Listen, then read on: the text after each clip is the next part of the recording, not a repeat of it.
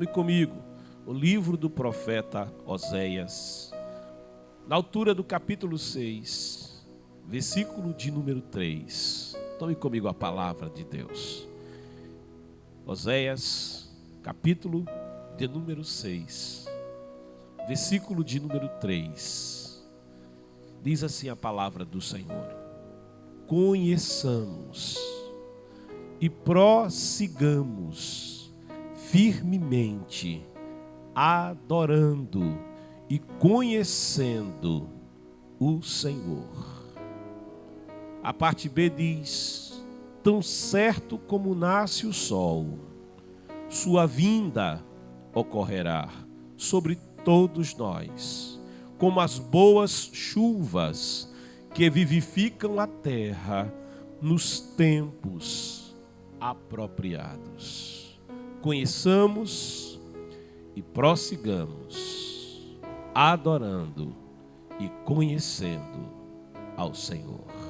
Meu querido, minha querida, e nessa manhã eu quero te levar a conhecer um pouco mais de Deus. Esse Deus que nós adoramos.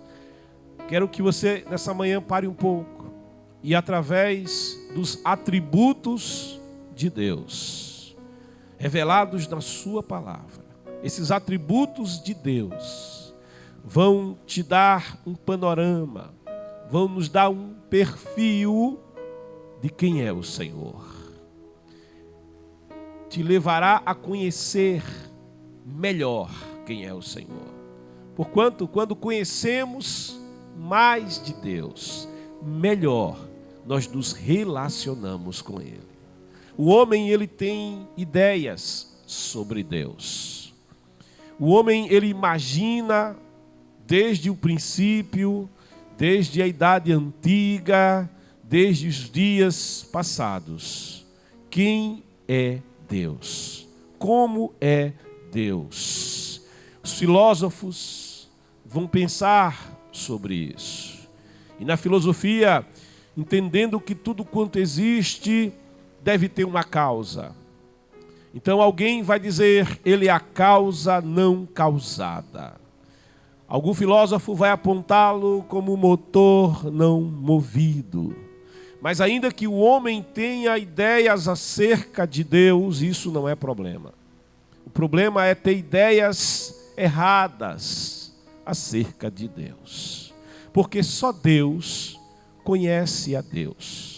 Jesus, ele usa essa expressão e essa verdade, ele expõe ao dizer: ninguém conhece o Pai, senão o Filho. Ninguém conhece o Filho, senão o Pai. Com isso, Jesus, ele está afirmando que só Deus conhece, escrutinar quem é Deus. Mas dentre as possibilidades do homem conhecer a Deus, Deus, ele vai revelando através da sua palavra acerca de quem ele é. Eu me lembro que um grande cientista, ele parado um dia no alpendre da casa, era um cientista de cor negra, vivendo nos Estados Unidos da América, ali na região sul dos Estados Unidos, um lugar com problemas históricos de racismo. E o George Washington Carver, perdoe a pronúncia, mas aquele homem, aquele cientista, ele vem a ter um dia uma experiência com Deus. E nesta experiência, neste sonho que ele tem, ele se vê ali sentado no alpendre da casa. E em seu sonho, ele se via conversando com Deus. Sendo ele um homem de ciência, ele queria, ele desejava conhecer a Deus. E naquele sonho, ele orando diz: Senhor, me permita conhecer o Senhor. Me permita conhecer a tua mente. Eu quero conhecer, Senhor, a tua mente. E o Senhor lhe respondia dizendo: olha, a minha mente é demais para você conhecer. A sua mente não vai conseguir alcançar, a sua mente não vai conseguir abarcar a minha mente, o meu pensar. Então aquele cientista, diante dessa negativa, diante da impossibilidade de, como homem de ciência, conhecer, prescrutar a mente de Deus, ele então vai fazer ao Senhor um outro pedido em sua oração, quando ele diz: então, Senhor, me permita conhecer a mente do homem, a mente humana, conhecer os segredos, prescrutar acerca da mente humana. E o Senhor então lhe responde dizendo: olha, é demais para você prescrutar tudo quanto eu coloquei na mente humana, todos os segredos e a profundidade com que eu mesmo concebi a mente do homem. É uma outra negativa, mas sabe, ele não desiste. Naquela conversa, naquele diálogo com Deus, ele se vê ali sentado, em suas mãos ele tem um amendoim. Ele segurava ali um amendoim em suas mãos e, olhando aquele amendoim, então ele faz a Deus um novo pedido. Ele diz: então, Senhor, se eu sou limitado a ponto de não conhecer a tua mente, limitado a ponto de não conseguir conhecer todos os segredos da mente humana, eu te peço uma coisa: me faz conhecer tudo sobre o amendoim. E naquele momento o Senhor lhe responde dizendo: olha, isso você pode conhecer. Eu vou te abençoar. Eu vou te dar a ciência de tudo quanto há sobre o amendoim. E aquele homem acorda do sonho, ele se dedica a partir dali a estudar, a fazer pesquisas acerca do amendoim. E o seu conhecimento nessa área vai ser tão vasto.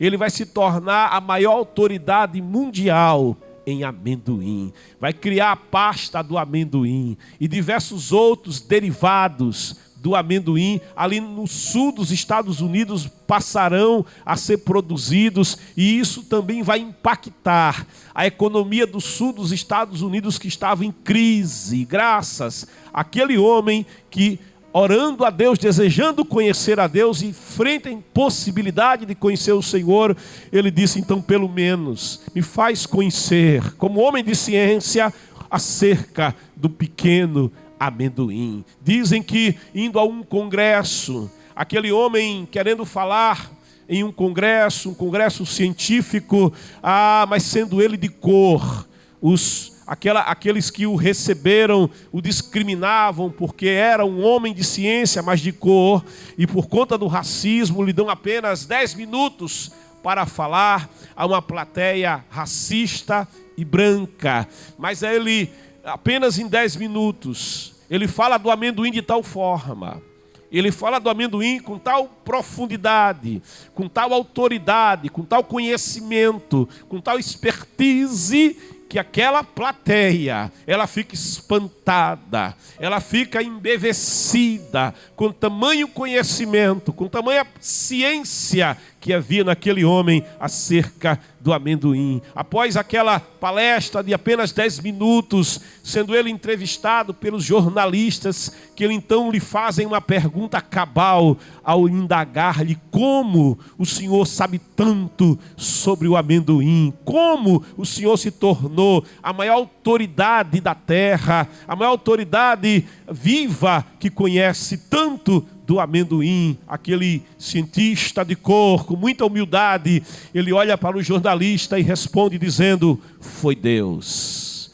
foi Deus. Eu pedi a Deus que me permitisse conhecer tudo sobre o amendoim, porque não me era possível conhecer tudo sobre Deus, tudo sobre a mente do homem. Então eu pedi a ele: então me faça conhecer, me faça saber, como homem de ciência, acerca do amendoim. E Deus concedeu o que eu lhe pedi. Oséias, o profeta, no texto ora lido, ele nos faz um chamamento, ele nos faz ele nos chama para um grande desafio, quando ele diz: conheçamos. e prossigamos. Ele nos mostra algo que é profundo, ele nos leva a algo que é desafiador, ele nos leva a algo que nos leva para além, quando ele diz: conheçamos e prossigamos firmemente, adorando e conhecendo o Senhor. Nessa manhã, meu amado, eu quero, através dos atributos que o próprio Deus revela em sua palavra, te levar a conhecer um pouco mais quem é este Deus que nós adoramos. A primeira verdade, o primeiro atributo que eu quero te trazer é que Deus é eterno. Deus não tem início, Deus não tem fim, ou seja, Ele é atemporal. O tempo não limita a Deus. Quando falamos de Deus e falamos do tempo, é necessário que a gente esclareça para você que enquanto que eu e você e a criação somos regidos pelo tempo cronológico, o tempo que passa não volta atrás. O que acontece neste instante, apenas neste instante acontece. Passado o tempo, o que aconteceu vai ficando no passado, e nós não temos controle absoluto sobre isso. Nós não podemos nos mover no tempo, o tempo nos leva.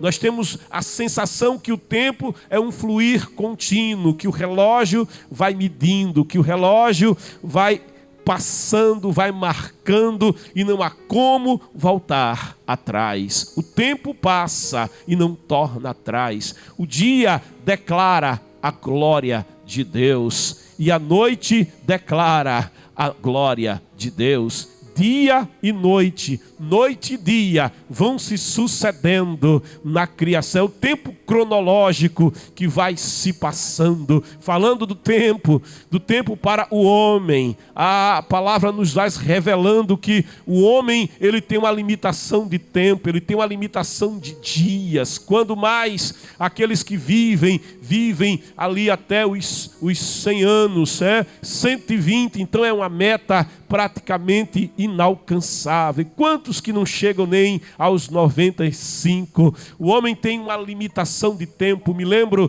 que o ganhador do Prêmio Nobel de Literatura aqui na América Latina escreve um poema no qual ele fala da sua vida, e no final do poema, depois que ele diz das coisas que ele voltaria a fazer se voltasse a viver outra vez, ele vai revelando coisas que ele não fez e faria. Ele vai dizendo naquela poesia: eu comeria mais feijões, eu brincaria mais com os meninos. Ele diz: eu fui um homem muito preocupado no meu tempo. Eu fui daquelas pessoas que ao sair levava sempre uma galocha, levava sempre uma capa e um guarda-chuva. E ele fala que foi um homem muito preocupado com a vida, com as coisas da vida. E ele sente que não viveu bem, ele sente que a vida passou por ele e ele não passou muito bem pela vida. E ele diz: se eu voltasse a viver a minha vida novamente, e ele vai dizer: eu faria coisas que eu não fiz, mas eu estou com 85 anos e eu sei que estou morrendo.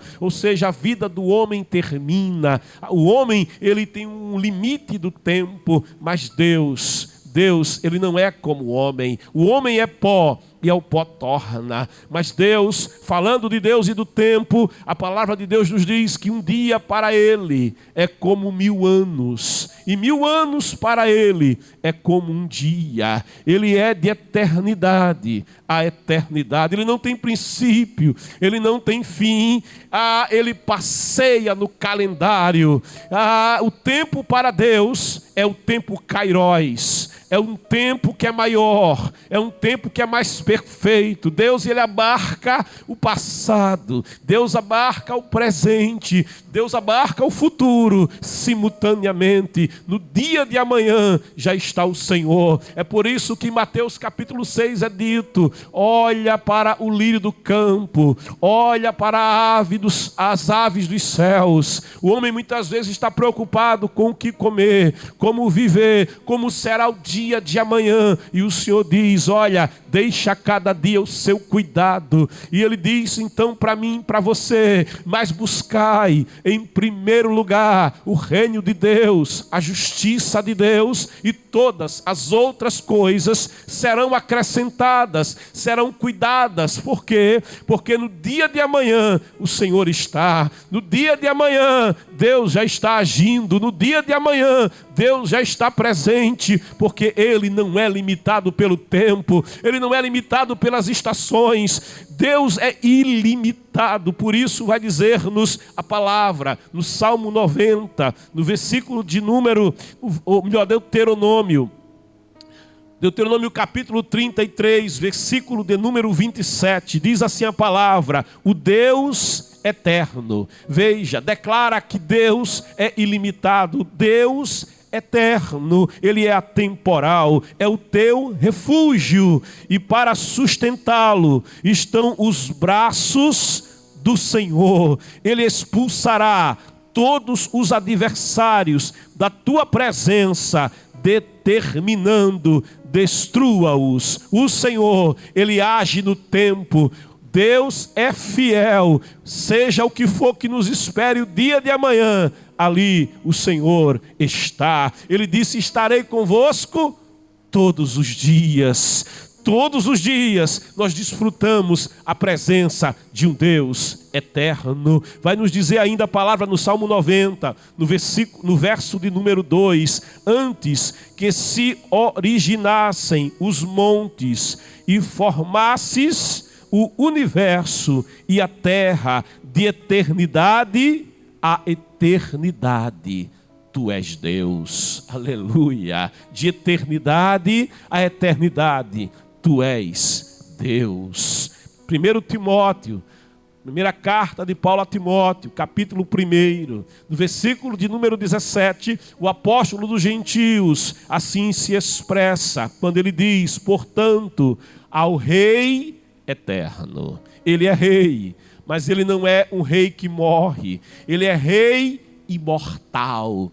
Quando morrem os reis, há uma expressão que se diz: o rei está morto. E imediatamente se fala: longa vida ao rei, porque cada rei que morre vai deixando o seu sucessor. Mas isso são os reis humanos. Não há como dizer: o rei está morto. Sabe por quê? Porque ele é Senhor sobre a morte. Ele veio, tomou a forma humana. Ele disse: tem um poder para dar a minha vida. Ninguém toma a minha vida. Tem um poder para dar e poder para tomá-la de volta. Ele entregou a sua vida no Calvário, mas ao terceiro dia ele ressuscitou, porque ele é Senhor sobre a vida, ele é Senhor sobre a morte, ele é o Deus imortal. Por isso Paulo vai dizer: ao Rei eterno, vírgula, ele coloca imortal. Ele é superior sobre a morte. Rei eterno, Rei imortal. Ele diz: invisível, Deus único, sejam honra, glória pelos séculos dos séculos. Amém. Aqui você vai entendendo que o homem limitado, que o homem mortal vai ter realmente limitações para entender um Deus que é imortal, um Deus que é antes do antes, um Deus que é antes do tempo, um Deus que é maior que o tempo, um Deus que passeia no calendário. Sabe o ano que vem, Deus já está passeando no ano que vem. Oh glória, oh aleluia, confia nele, entrega o teu caminho a ele, confia, porque Deus opera, porque Deus fará. Quando você atravessa uma grande extensão oceânica, você apenas vê a linha do horizonte. Não é possível ver além do horizonte. O homem, ele vai navegando e ele tem sempre o mar e o encontro com o céu. É a linha, é o limite do horizonte, é o limite para o homem, mas Deus é ilimitado, ele vai além do horizonte. É por isso que aqueles que navegam as grandes águas,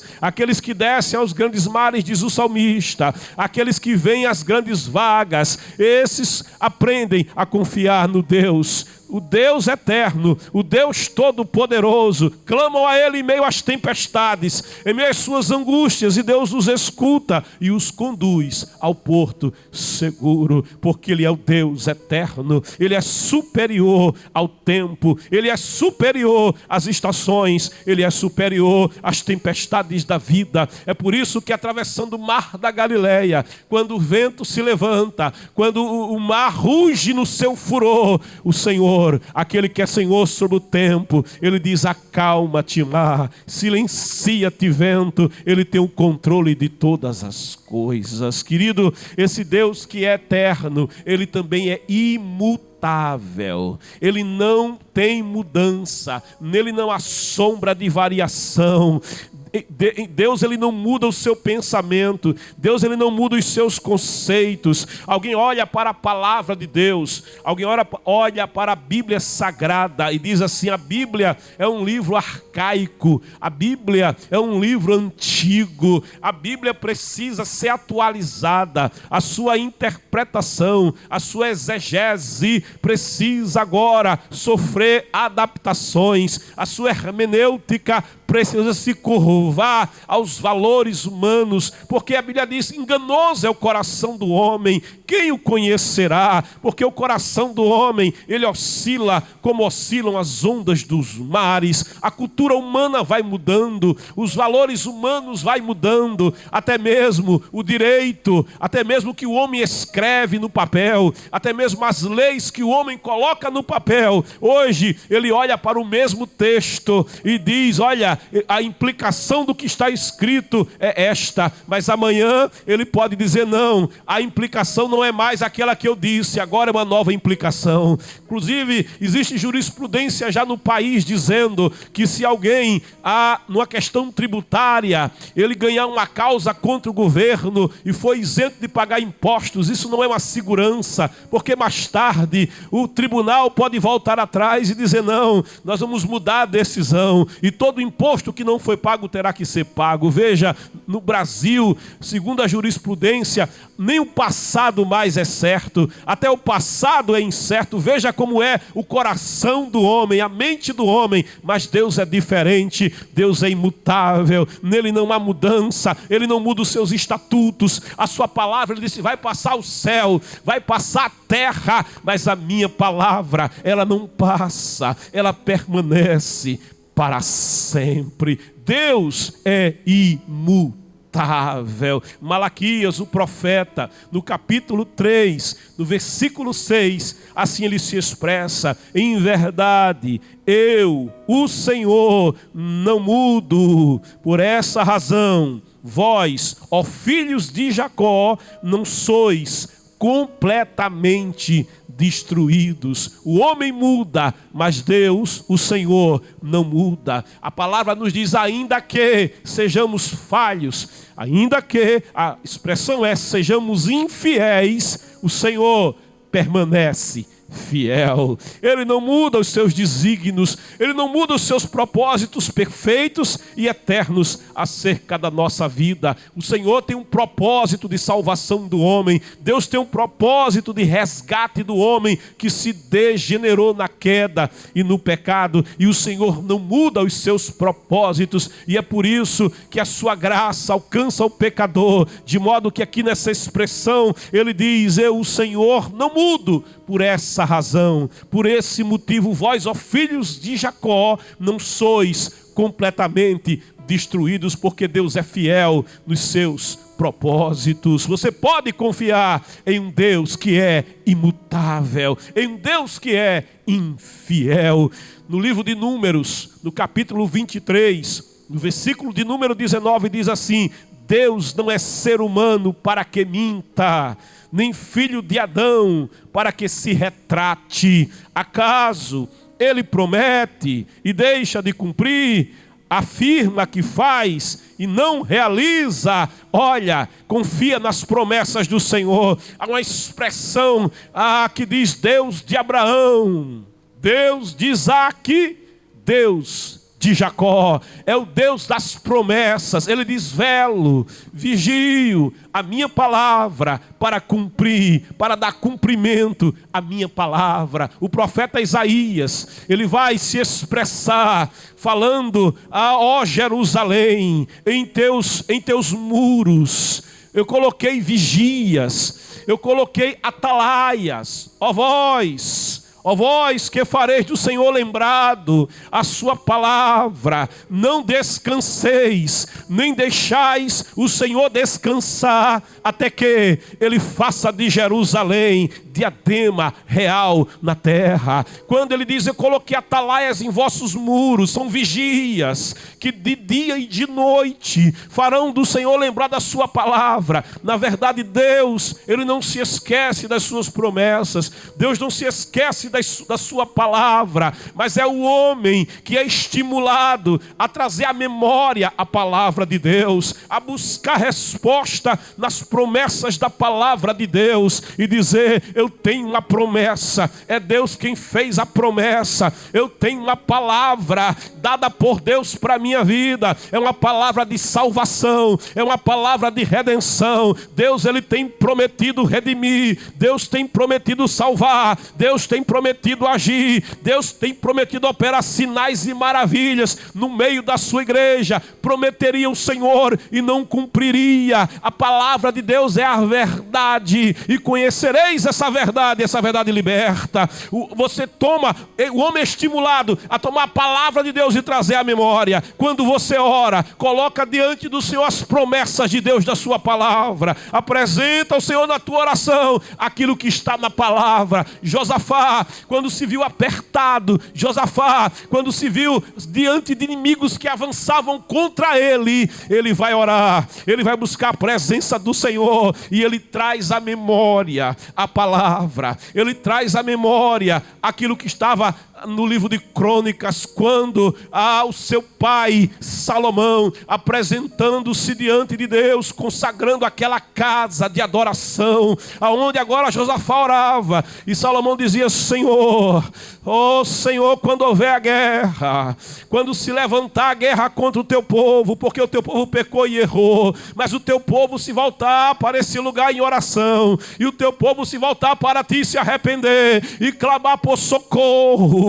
ó Senhor, que os teus olhos estejam sobre esta casa, que os teus olhos estejam sobre este lugar, e abertos os teus ouvidos para ouvir o clamor e a oração do seu povo. Socorre o teu povo no meio da batalha, no meio da guerra. E quando Josafá vai orar, na sua oração ele vai trazendo à memória as promessas, porque o Senhor vai declarar em resposta à oração de Salomão. Ele diz assim: se o meu povo, que se chama pelo meu nome, se humilhar e orar e buscar a minha face e se corrigir dos seus erros, então, isso é promessa de Deus, eu ouvirei do céu a sua oração, eu perdoarei os seus pecados e eu sararei a sua terra. É promessa de Deus, não pode ser invalidada, é palavra de Deus, não volta atrás, não pode ser rasgada, ela é eficaz, essa palavra é verdadeira, essa palavra é eterna, essa palavra é fiel,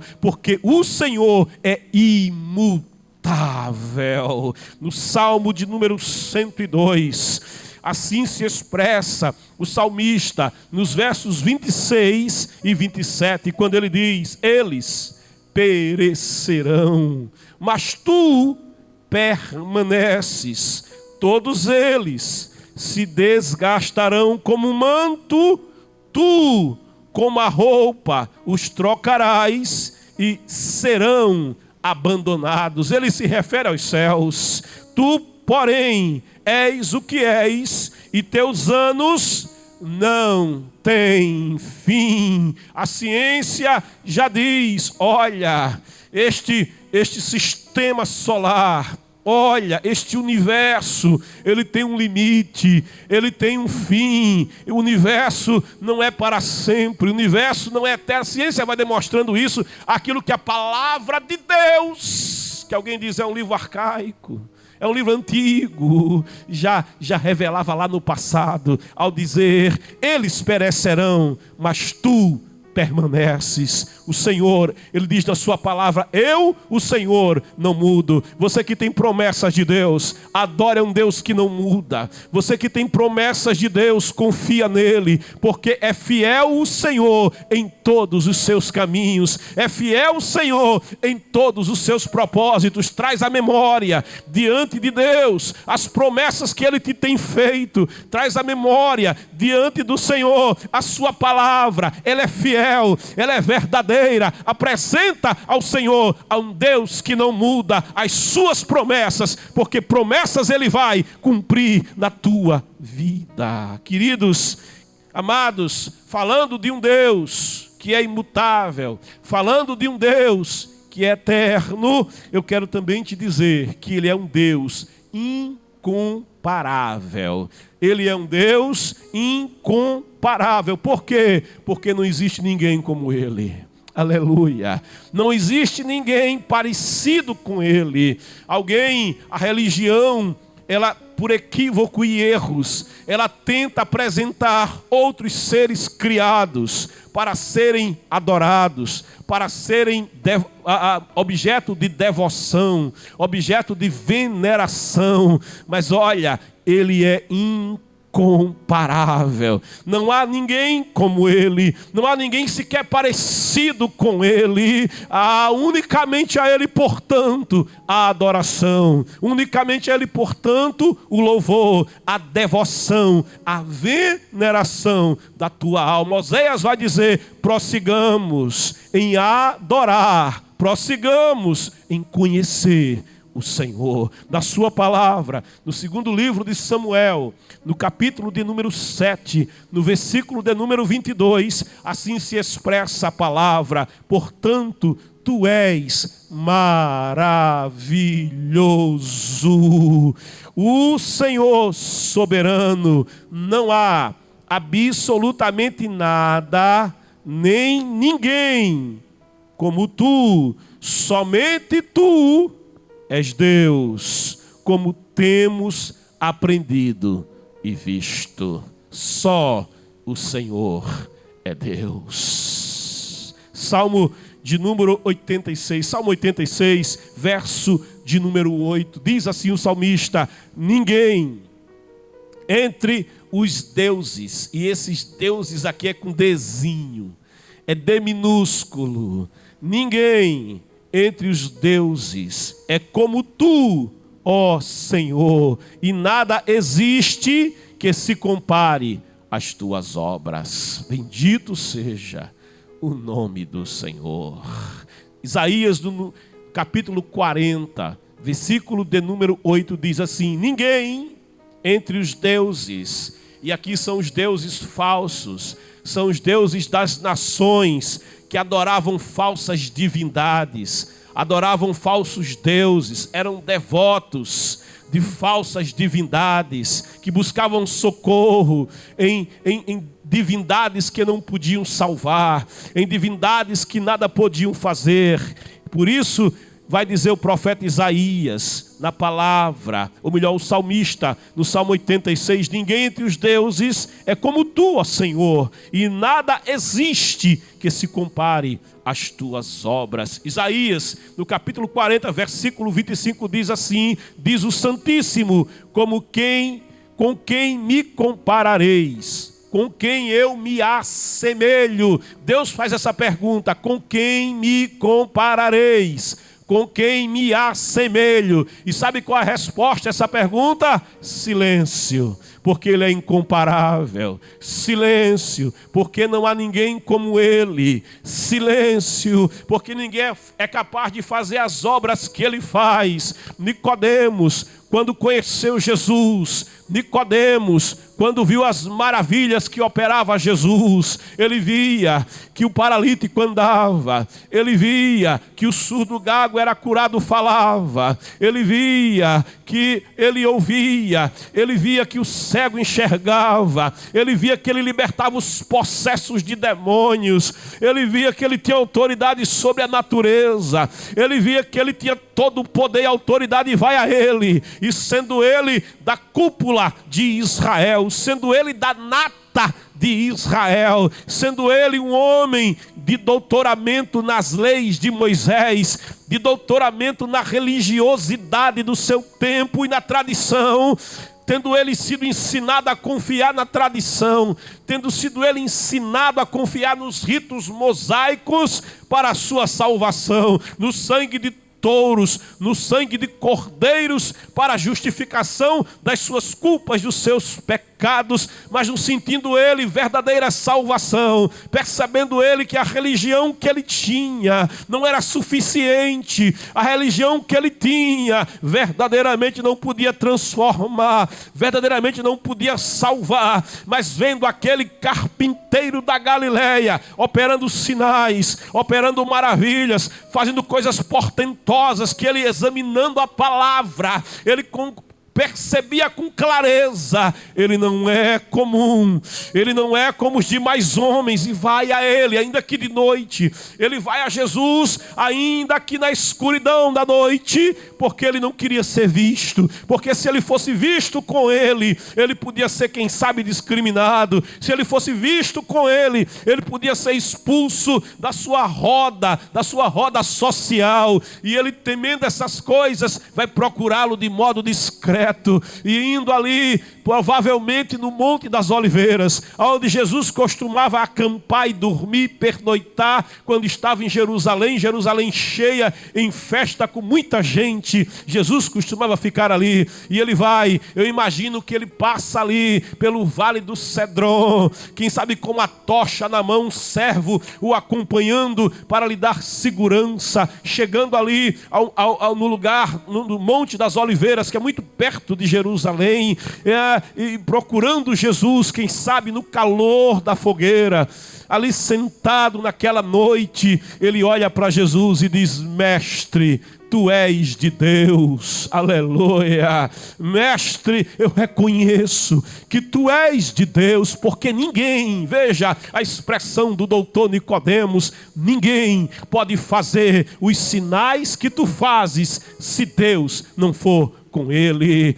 E quando ele se volta para Jesus, quando ele reconhece quem é Jesus, Jesus olha para Nicodemos, o doutor, e diz: tu precisas nascer de novo, tu precisas nascer de novo. Isso impacta aquele doutor, porque ele já tinha uma certa idade, e ele então pergunta: eu, sendo já velho, poderia voltar ao ventre da minha mãe, ou seja, reencarnar, não é? Nascer de novo, voltar ao ventre da minha mãe e nascer outra vez? E o Senhor vai dizer: ô Nicodemos, você não consegue compreender estas coisas tão simples, como vais compreender as coisas mais elevadas, as coisas de Deus. Olha, se nascer da carne, Nicodemos, é apenas carne. Se você pudesse nascer de novo, porque ao homem, diz a palavra, está ordenado morrer apenas uma vez, e após isso vem o juízo. Então Jesus vai dizer para ele: se você pudesse, Nicodemos,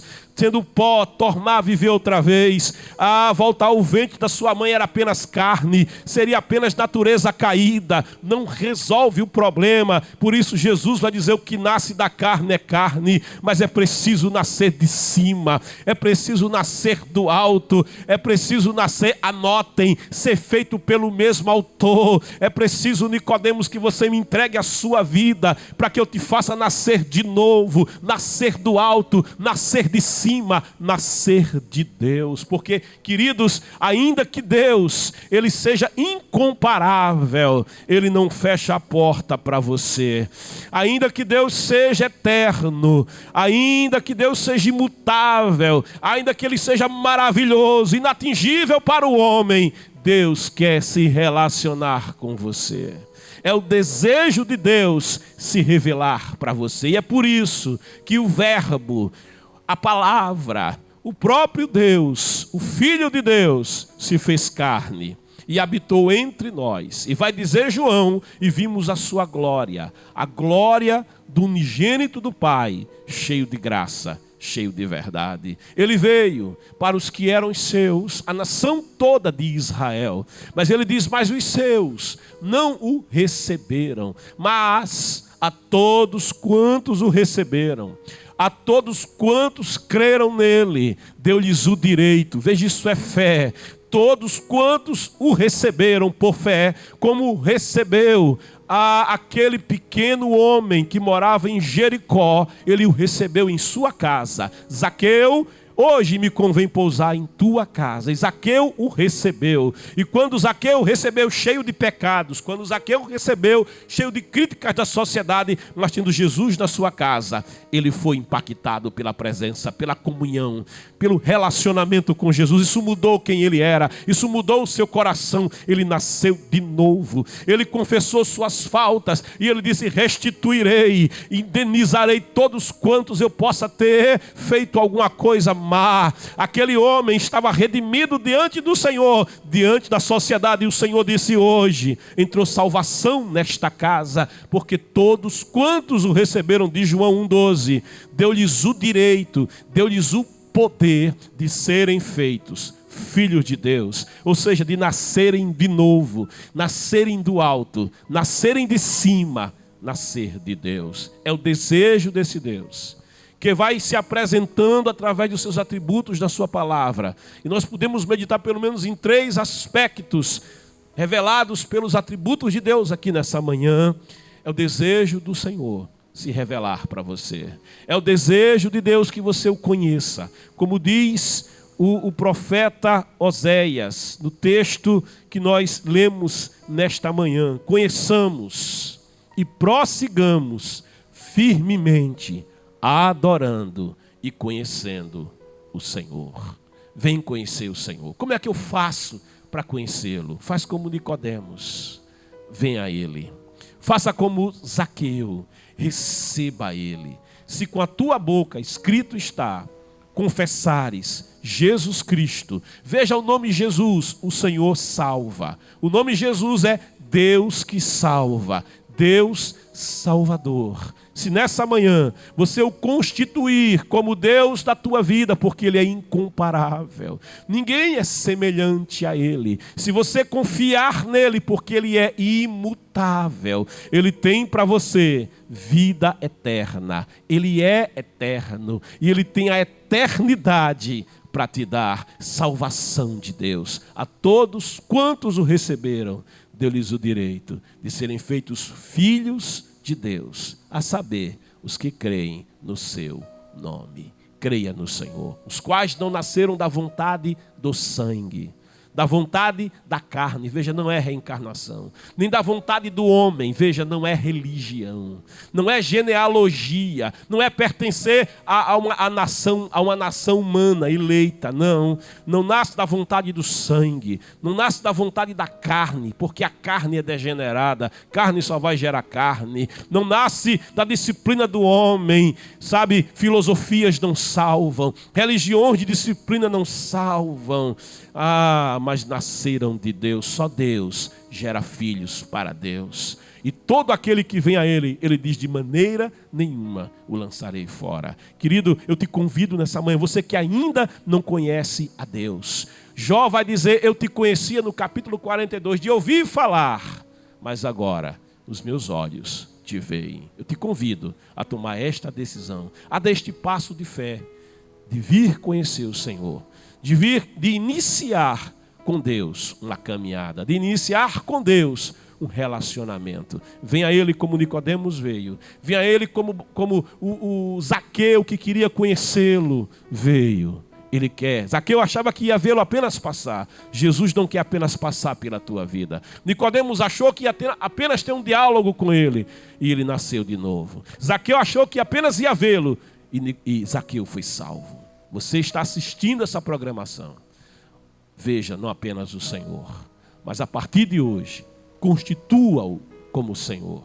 Constitua-o como Salvador da tua vida. E você vai conhecê-lo. E vai prosseguir em adorar. Vai prosseguir em conhecer o Senhor. Escreva, você que quer tomar essa decisão agora no encerramento do programa, eu te convido a escrever no nosso chat: eu quero conhecer o Senhor.